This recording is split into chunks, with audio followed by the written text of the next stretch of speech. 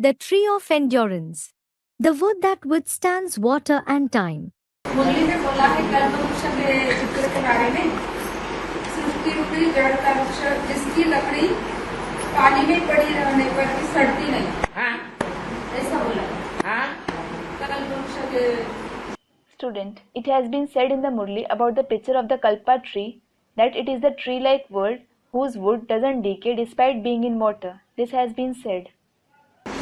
पानी में पड़ी रहने पर ही नहीं सड़ती है। जिसकी लकड़ी पानी में पड़ी रहने पर भी सड़ती नहीं। हाँ जी, पानी माने ज्ञान जल।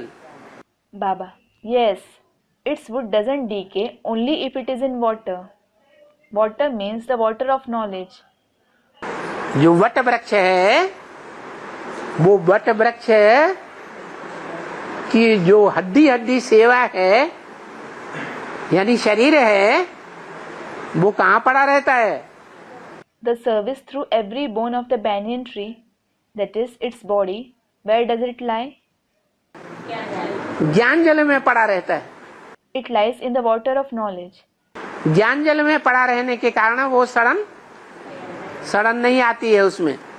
It doesn't decay because of lying in the water of knowledge. ये स्पेशलिटी है उसकी, This is its speciality. इसलिए नारायण नाम पड़ा है। This is why he is named Narayan. कैसा नर What kind of human? That is Nar. है? ज्ञान जल में रहने वाला The one who resides in the water of knowledge. और अनिश्चय बुद्धि बनने की सवाल ही नहीं। There is no question of him having a doubting intellect at all.